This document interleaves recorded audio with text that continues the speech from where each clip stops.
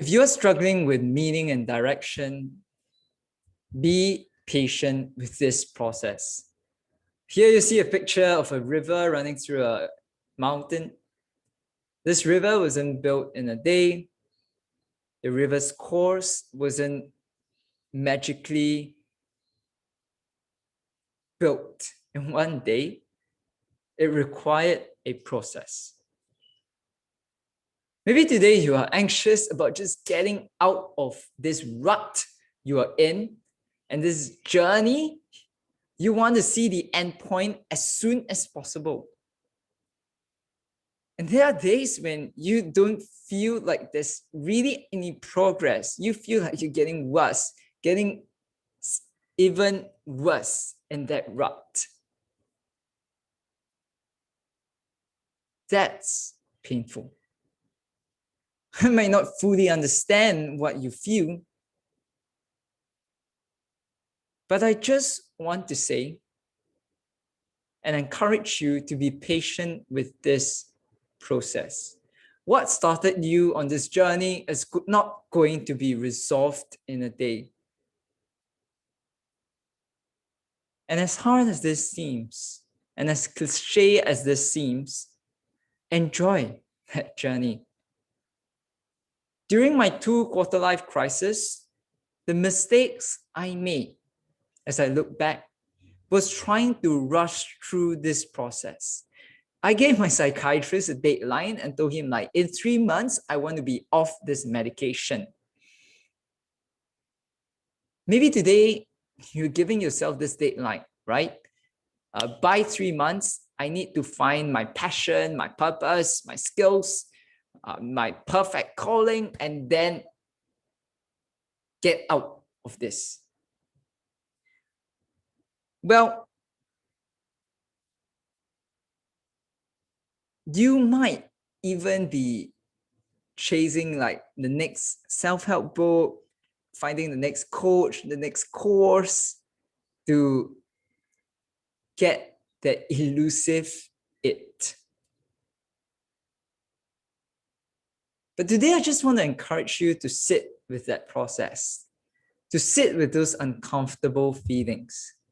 For example, recognize what you're feeling. In acceptance and commitment therapy, Russ Harris talks about how we can start being aware of what we're feeling. I'm feeling anxious, scared, fearful, and saying that I'm okay with it. In one of my therapy sessions, my therapist pointed to the chair beside her and she said, "John, I'm sitting with that emotional John. You're not." Today, I want you to ask yourself, are you sitting with the emotional side of yourself? Like those fears, those anxieties, those worries. It's very tempting to try and get that out of your mind, out of your life, rather than giving it space. And I know it's scary to sit with them.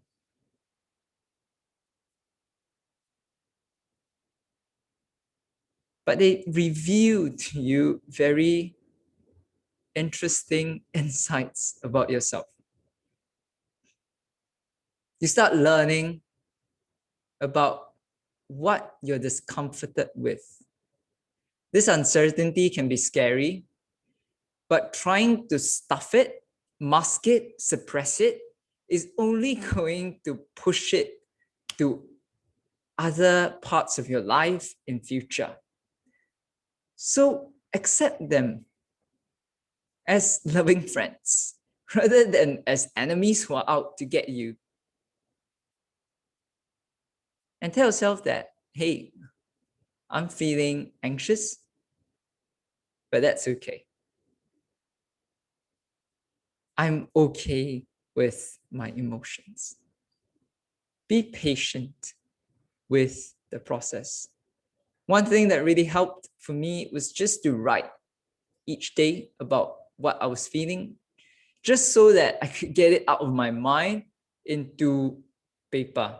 There's something really special about giving like intangible emotions, tangible writing, right? When you convert something intangible to something tangible, there's something special.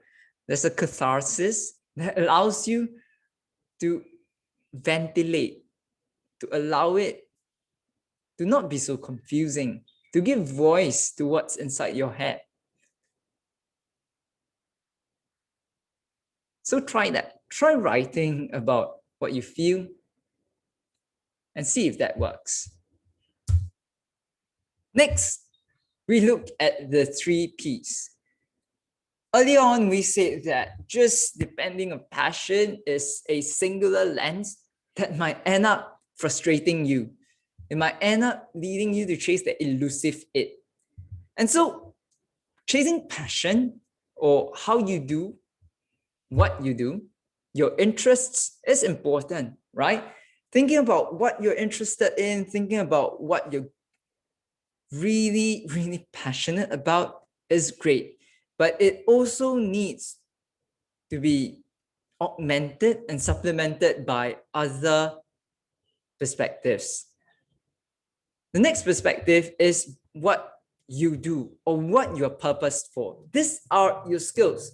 So you can ask yourself these questions. What do I do better than anyone else? What skills come more easily to me than anyone else? What do people say I'm good at?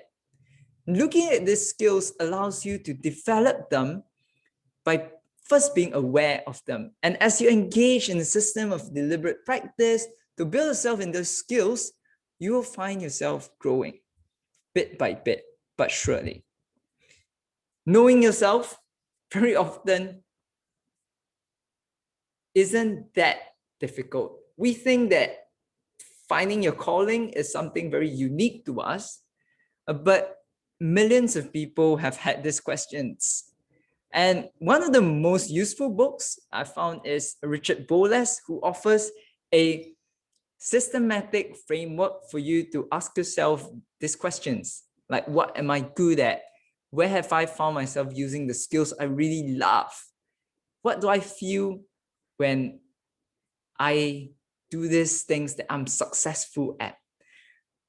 And his flower diagram is something that has guided me, and I'm sure would guide you as well. Lastly, celebrate progress, not perfection. Progress, not perfection. Each and every day on your journey, it can feel very frustrating that you're not finding that answer. Where am I supposed to go? What am I supposed to do? Why am I doing this? But take the time to celebrate each insight you get from maybe a conversation you have, or maybe even from this course that you're watching. Write them down. And over time, you see that jigsaw puzzle slowly fitting in together. Each day, I find it useful to write down 2 things I'm proud of and 1 thing that I can improve on. This keeps me focused on progress rather than perfection. For example, 2 things I'm proud of yesterday. I spoke to a client in a nice way, even though he was very angry. Second thing I was proud of was writing, even though I had very little time. One thing I thought I could improve on could definitely stop snoozing the alarm. Well, when you celebrate progress instead of perfection, you start looking at the small steps you are making rather than looking at the destination that you've yet to reach. That can give you a semblance of progress. That can give you a sense of hope that you are moving even though you feel like you're not moving. So celebrate your progress. You know, as I conclude, I want to share with you a final story. You see, in 2016, when I signed that contract to study social work, I knew that I had to come back to Singapore to work for 6 years as a social worker. At that point in time, I wasn't even sure if that was what I wanted to do. I didn't even know what social work meant. I didn't even know what social workers did. All I knew was that I had a great ability and great skills in listening to people and speaking to people. And with those two skills, I chose a career or path that allowed me to use those two skills. You know, as I do social work now, there are definitely days when I wonder, is this the right job? Is this really where I want to go? And I'm sharing you this story because I want you to know that as you go through your quarter life crisis, enjoy the journey. There is no perfect calling or choice. Instead, it's about creating the fit that you want in your life. Let me say this again. There is no perfect calling. There is no perfect job. There is no perfect career that's going to fit you 100%. But it's also about you making the necessary fits and adjustments along the way. Think of it as a GPS. You might take a wrong turn, but over time, the GPS will guide you on the correct journey, on the correct route. So I hope that through this short video course, you see that celebrating progress rather than perfection by looking at what you're purposed for, your passion, and your profit, that you will begin to enjoy this journey, to look out of the windows, to taste the sky and feel alive again. Thank you.